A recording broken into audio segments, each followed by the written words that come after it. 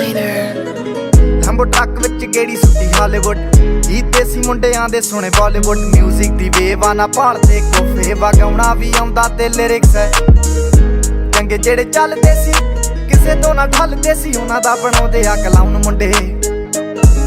brown ਮੁੰਡੇ ਆਉਂਦੇ ਸੀ ਜੇ ਗੀਤਾ ਟਰੈਪ ਜੀ ਬੀਟਾ ਸਿਰ ਕੱਢ ਗੱਜ ਦੇ ਸਪੀਕਰਾਂ 'ਚ ਵੱਜਦੇ ਬਰਾਉਨ ਮੁੰਡੇ